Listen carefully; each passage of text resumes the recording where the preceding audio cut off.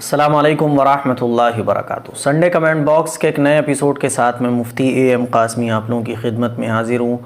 और आज का भी हमारा जो संडे एपिसोड है ये रमज़ान स्पेशल है। रमज़ान रोज़े और ज़कात और भी बहुत सारे रमज़ान से रिलेटेड आप लोगों के जो क्वेश्चन है वही आज के संडे कमेंट बॉक्स में क्वेश्चन पिक किए गए। पहला सवाल बग़ैर किसी ताख़ीर के मैं पहला सवाल लेता हूँ अरशद ख़ान का, और ये कहते हैं मुफ्ती साहब, दोस्त बोलता है कि नाइट फेल होता है तो कमर पर से नहा लो पाक हो जाता है, क्या ये सही है? ये समझा जाता है, कुछ लोग इस मसले में गलतफहमी का शिकार हैं। ये समझा जाता है माशरे में कि आप सर न धो, बस इतना धड़ धो लो या आधा धड़ धो लो पाक हो जाओगे। तो ऐसा नहीं होता है। पाक जब ही होते हैं जब पूरे तरीके से हम लोग नहाते हैं, और नहाने में भी ख़ास तरीक़ा 3 बार कुल्ली करना, 3 बार नाक में पानी डालना, फिर उसके बाद नहाना, तब इंसान पाक होता है।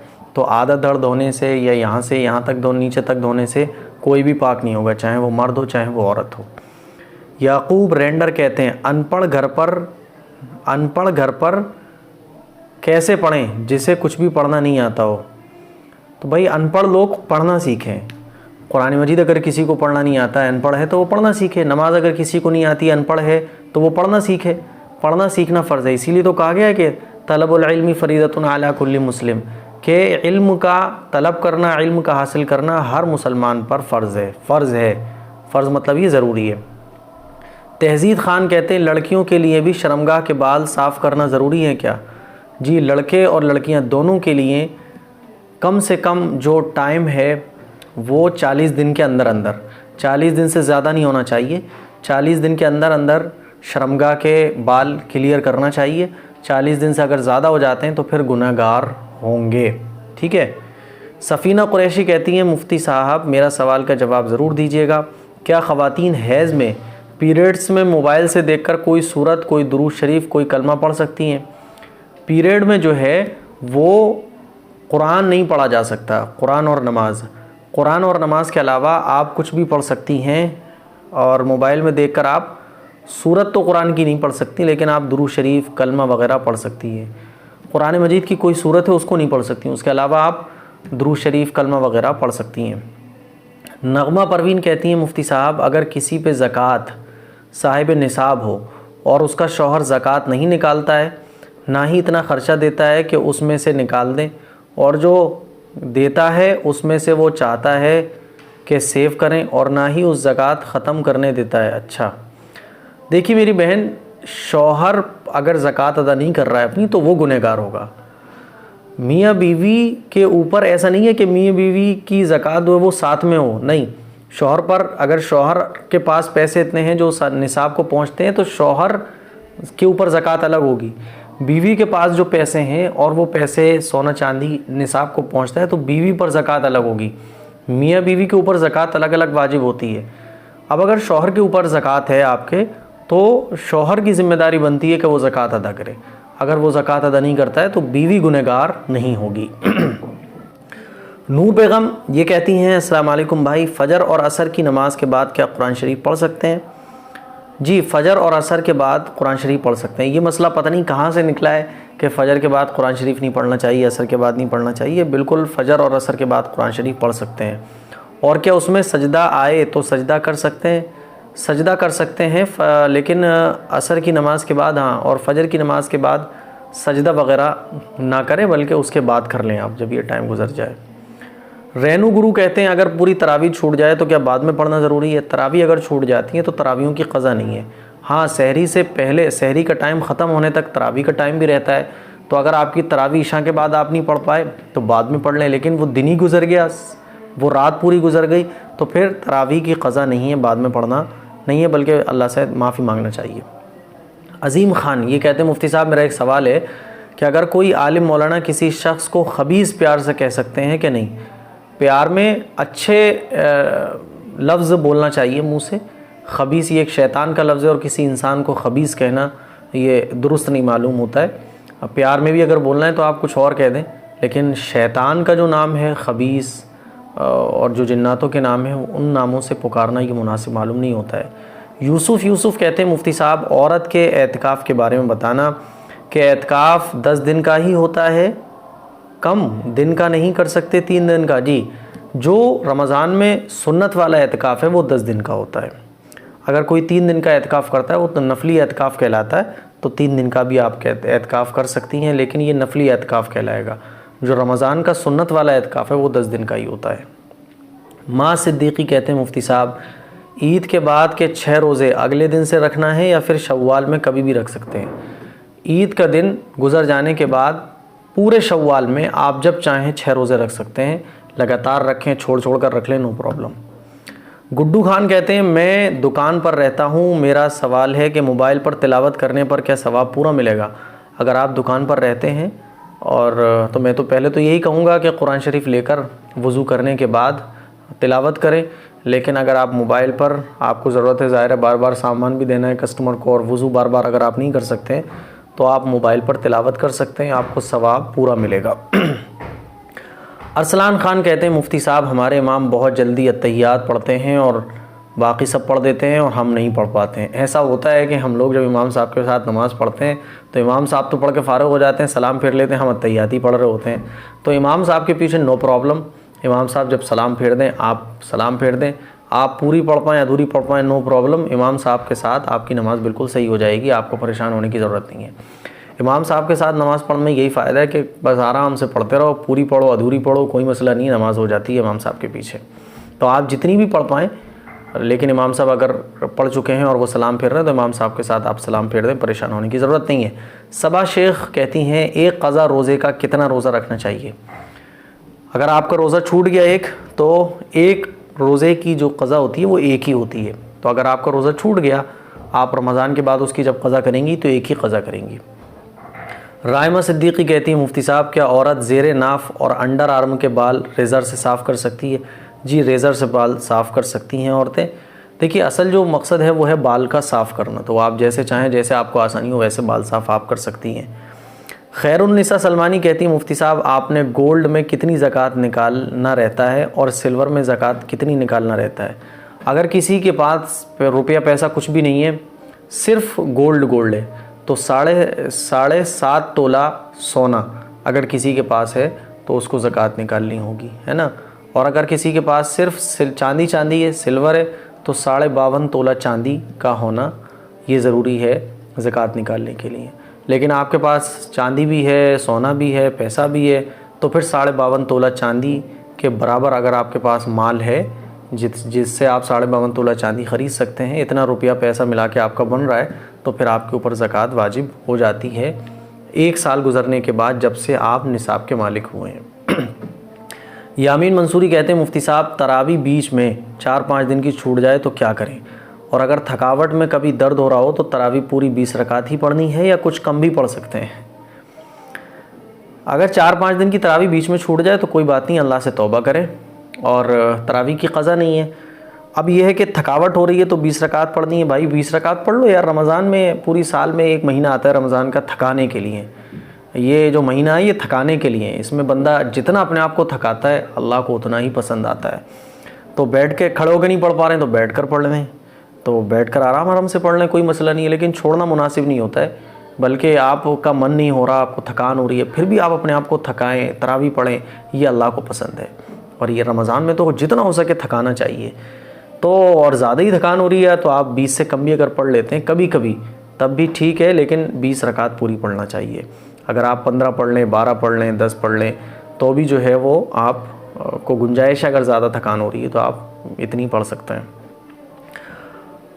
फ़रहत कहते हैं मुफ्ती साहब कुरान कुर्सी पर बैठकर पढ़ सकते हैं? कुरान कुर्सी पर बैठकर पढ़ा जा सकता है, लेकिन कुरान को टेक लगा कर पढ़ना, पैर लटका कर पढ़ना, ये अदब के ख़िलाफ़ मालूम होता है। तो अगर आप अदब के साथ बग़ैर टेक लगाए अदब के साथ बैठकर कुरान शरीफ पढ़ सकते हैं, तो फिर कुर्सी पर बैठकर टेक लगाकर नहीं पढ़ना चाहिए। कुर्सी पर भी अगर आप पढ़ रहे हैं तो टेक न लगाएं, यूँ रहें। ये है कुरान मजीद पढ़ने का अदब। अदब बा नसीब, अदब करना बहुत ज़रूरी है। ईसानी खान कहते हैं मुफ्ती साहब मेरा आपसे सवाल है कि अगर रमज़ान से पहले जो कुरान मुकम्मल हो चुका है क्या उसे रमज़ान में मिला सकते हैं? बिल्कुल मिला सकते हैं। या रमज़ान में सिर्फ रमज़ान के पढ़े हुए कुरान ही बख्शे जाते हैं? नहीं, ऐसी कोई बात नहीं है। रमज़ान से पहले के जो कुरान है वो भी आप मिला सकते हैं, कोई दिक्कत नहीं है।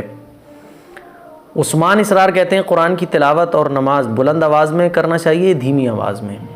कुरान की तिलावत, अगर आपके घर में कोई सो रहा है जिसको तकलीफ़ हो सकती है, आपकी कुरान की तिलावत से आँख खुल सकती है या किसी को प्रॉब्लम हो सकती है, कोई कमज़ोर है, ज़ईफ़ है, तो आप आहिस्ता आवाज़ से कुरान की तिलावत करें। और अगर कोई दिक्कत ही नहीं है, आप कमरे में अकेले हैं, तो बुलंद आवाज़ से तिलावत करना चाहिए। बुलंद आवाज़ से तिलावत करना, ना ज़्यादा चीख कर, ना ज़्यादा बिल्कुल हल्के, बल्कि दरमियानी आवाज़ से, जिससे कि आपको प्रॉब्लम भी ना हो, तो बुलंद आवाज़ से तिलावत बिल्कुल कर सकते हैं आप। अगर कोई ख़ातून है ये सवाल पूछने वाली, तो ख़वातीन को इतनी आवाज़ से तिलावत करना चाहिए जिससे उनकी आवाज़ किसी गैर महरम तक ना जाए। शादाब अहमद कहते हैं मुफ्ती साहब, एक सवाल है कि एक पारे में कम से कम वक्त कितने वक्त में पढ़ना चाहिए? ये तो आपके ऊपर है। आप अगर अच्छे से लफ्ज़ों की सही अदायगी के साथ पारा अगर जल्दी पढ़ सकते हैं तो जल्दी पढ़ लें, इसमें कोई टाइम नहीं है। कोई अगर बहुत स्लो पढ़ना जानता है तो 1 घंटे में भी अगर एक पारा पढ़ता है तो कोई दिक्कत नहीं है, 1 घंटे में, इसमें कोई लिमिट नहीं है। ये आपके ऊपर डिपेंड करता है कि आप कितनी जल्दी पढ़ देते हैं। और मैं तो ये कहता हूँ जल्दी के चक्कर में पढ़े ना, बल्कि कुरान को अच्छा पढ़ने की कोशिश करें। कुरान को अच्छा पढ़ने की कोशिश में लगें, चाहे पारा आधा घंटे में पढ़ा जाए, चाहे 1 घंटे में पढ़ा जाए, क्योंकि अल्लाह के यहाँ क्वालिटी देखी जाती है कि बंदा किस क्वालिटी से पढ़ रहा है। दरख्शां अली कहती हैं हमारे कुरान में दूसरी दुआ है ख़त्म कुरान की, काफ़ी लंबी है, वही देखकर पढ़ते हैं कुरान के लास्ट में। जी, कुरान शरीफ के आखिर में जो एक बड़ी सी दुआ है वो भी आप पढ़ सकती हैं कुरान मजीद मुकम्मल होने के बाद, नो प्रॉब्लम। बस वसीम खान कहते हैं भाईजान आप अहले सुन्नत वल जमात से हो? भाई कोई डाउट है क्या? बहुत सारे लोग पूछते हैं आप अहले सुन्नत वल जमात से हैं? नहीं, आप ये बताएं, मैं सफ़ेद पगड़ी आप में बांधा हुआ हूँ, हमारे नबी सफ़ेद पगड़ी बांधा करते थे, सफ़ेद कपड़े में पहना हुआ हूँ, क्योंकि हमारे नबी को सफ़ेद लिबास बहुत पसंद था। और मेरी आप जितनी भी क्लिप देखेंगे उसमें मेरी सबसे ज़्यादा मेरा जो फोकस रहता है वो यही रहता है कि भाई सुन्नत पर अमल करो, सुन्नतों की तरफ आओ, हुजूर की तरीक़े की तरफ आओ। तो भाई क्या डाउट है? अगर कोई डाउट आपको लग रहा है तो बताएं। जब किसी बंदे को देखने के बाद हमें डाउट नहीं लग रहा है तो फिर पूछने की ज़रूरत क्यों पड़ती है? जी बिल्कुल, मैं अहले सुन्नत वल जमात से हूँ। नगमा पारमर कहते हैं रमज़ान में बेटा आए तो उसका नाम क्या रखना चाहिए? मोहम्मद नाम रखना चाहिए, मोहम्मद या अहमद नाम आप रखें, बहुत प्यारा नाम है। अच्छा, शगुफ्ता शाहीन कहती हैं भाईजान मेरे 2 रमज़ान के रोज़े छूट गए, इस बार भी छूट रहे हैं, क़ज़ा रोज़ा लंबा हो जाएगा तो कफ़ारा दे सकते हैं? अच्छा, ये इन्होंने सवाल पूछा है। देखिए मेरी बहन, अगर किसी का रोज़ा छूट गया है तो आप रमज़ान के बाद उसकी क़ज़ा करें। कफ़ारा देने से काम नहीं चलेगा, फ़िदिये देने से काम नहीं चलेगा। रोज़ा अगर किसी का छूट गया तो रोज़ा रखना पड़ेगा। ये फ़िदिया ये तो उन लोगों के लिए हैं जो कमज़ोर लोग होते हैं, जो बीमार होते हैं और जिनको उम्मीद नहीं होती है कि वो सही हो पाएंगे। तो अगर कोई सेहतमंद है और रोज़ा छूट गया है तो रमज़ान के बाद उन रोज़ों की क़ज़ा करें, क़ज़ा रखना ज़रूरी होगा। नेहा शेख, भाईजान हम सहरी में अज़ान के वक्त उठ के रोज़े की नियत किए हैं, रोज़ा होगा या नहीं होगा? जी बिल्कुल रोज़ा हो जाएगा। आप सहरी में अज़ान के वक्त उठी और आपने रोज़े की नियत कर ली, नो प्रॉब्लम। बल्कि आप ज़वाल से पहले मिसाल के तौर पे कोई अगर सोया और 10-11 बजे उसकी आँख खुली तो ज़वाल से पहले भी अगर कोई रोज़े की नियत कर ले तो रोज़े की नियत हो जाती है। FJH ये कहते हैं मौलाना साहब आपके यहाँ सहरी का, आपने यहाँ का टाइम, सहरी का टाइम, इफ्तारी का टाइम कैसे पहचाने? अच्छा, ये कह रहे हैं कि अपने यहाँ का इफ्तारी और सहरी का टाइम कैसे पहचाने? तो भाई आप नक्शा ले लें, मैप ले लें, हर ज़िले का मैप होता है सहरी का और इफ्तार के टाइम का। आप उस मैप को अपने मोबाइल में सेव कर लें और आप पहचान सकते हैं कि आपके यहाँ सहरी और इफ्तार का टाइम क्या है। शमीम स्टार कहते हैं नमाज़ पढ़ते टाइम सूरह फातिहा और कोई सूरत के बीच बिस्मिल्लाह पढ़ना कैसा है? बिस्मिल्लाह पढ़ना सुन्नत है, बिस्मिल्लाह पढ़ना चाहिए। अलहम्दु शरीफ हमने नमाज में पढ़ी, उसके बाद हम जब कोई सूरत मिला रहे हैं तो बिस्मिल्लाह हमें पढ़ना चाहिए। हाफिज़ ज़िद टैलेंट हब कहते हैं क्या तहज्जुद लाइट ऑफ करके पढ़ना ज़रूरी है वरना नमाज कबूल नहीं होती है? पता नहीं कहाँ से लोग मसले लेकर आते हैं, अल्लाह जाने ऐसा। लेकिन पूछा आपने, बहुत अच्छी बात है, पूछना चाहिए, लेकिन मसले पता नहीं कहाँ से चलते हैं। लाइट ऑफ करके नहीं, लाइट जला के हमें तहज्जुद पढ़ना चाहिए, बल्कि बिल्कुल घुप अंधेरा करके नमाज़ पढ़ना ये मुनासिब नहीं है, मकरूह है। तो हल्की फुल्की लाइट हो जला लें, लेकिन लाइट के बंद होने से और जलाने से नमाज के सही गलत होने का कोई ताल्लुक़ नहीं है। राजकुमार कहते हैं मुफ्ती साहब आज मैंने बिना सहरी के रोज़ा रख लिया, लेट हो गई उठने में, क्या मेरा रोज़ा हो जाएगा बिना सहरी के? जी बिल्कुल, आपका बिना सहरी के रोज़ा हो जाएगा। मोहम्मद ज़िया रोज़े की हालत में आई और नोज़ ड्रॉप डाल सकते हैं? आई ड्रॉप तो डाल सकते हैं लेकिन नोज़ ड्रॉप नहीं डाल सकते।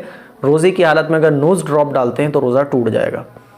अकरम शेख, मैं फ़जर से 10-15 मिनट पहले सहरी खाकर फ़ारिग हो जाता हूँ, तो क्या मैं सहरी खाने के बाद भी तहज्जुद पढ़ सकता हूँ? जी बिल्कुल, सहरी का टाइम अगर ख़त्म नहीं हुआ है तो आपका जो है वो तहज्जुद का भी टाइम रहता है। जैसे ही सहरी का टाइम ख़त्म होता है तो तहज्जुद का टाइम ख़त्म हो जाता है। अब आप सहरी कर चुके हैं, टाइम बाकी है, तो आप तहज्जुद की नमाज़ पढ़ सकते हैं। सुशील कुमार सोनी कहते हैं, क्या तहज्जुद की नमाज़ पढ़ने के लिए सोकर उठना ज़रूरी है? नहीं, ऐसा नहीं है, सोकर उठना ज़रूरी नहीं है। अगर आप रात भर जागते हैं तो भी आप तहज्जुद की नमाज़ पढ़ सकते हैं। मोहम्मद शमीम कहते हैं, मुफ्ती साहब रोज़े की हालत में वज़ू करते समय हलक में पानी चला जाए तो रोज़ा टूट जाता है?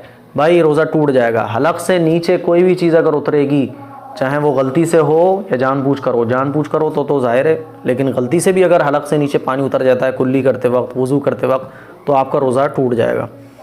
फ़रहीन नाज, क्या ऐसा भी कोई तरीक़ा है जिससे पता चले कि दुआ कबूल हुई?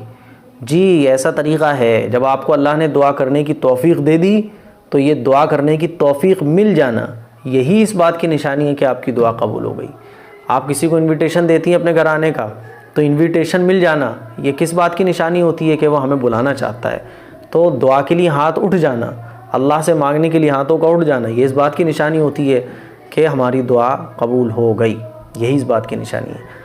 आफ्ताब शेख कहते हैं, रोज़े की हालत में अगर नहाते वक्त कान में ज़रा सा पानी चला जाए तो क्या रोज़ा टूट जाएगा? नहीं, नहाते वक्त अगर कान में पानी चला जाए तो रोज़ा नहीं टूटेगा। अरमान शेख, मौलाना रमज़ान में नाखून काट सकते हैं? नाखून काट सकते हैं, नो प्रॉब्लम। नाखून काटने से रोज़ा नहीं टूटता है। परवीन कहती हैं, मुफ्ती साहब आपसे एक रिक्वेस्ट है कि औरत एतकाफ़ में कैसे बैठे, इस पर एक वीडियो बनाएं।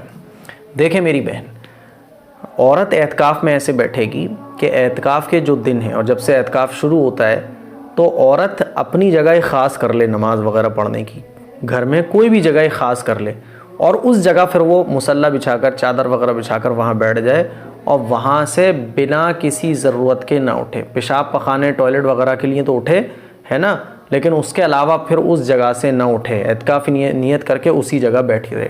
फॉर एग्ज़ाम्पल, आपका रूम है और आपका घर है, उस घर में आप एक जगह स्पेशल कर लें एतकाफ़ के लिए कि मुझे यहाँ 10 दिन तक एतकाफ़ में बैठना है, फिर आप उस जगह बैठी रहें। और टॉयलेट बाथरूम के लिए तो आप बस उठें, उसके अलावा आप उसी जगह बैठी रहें। ये है एतकाफ़ करने का औरतों का तरीक़ा।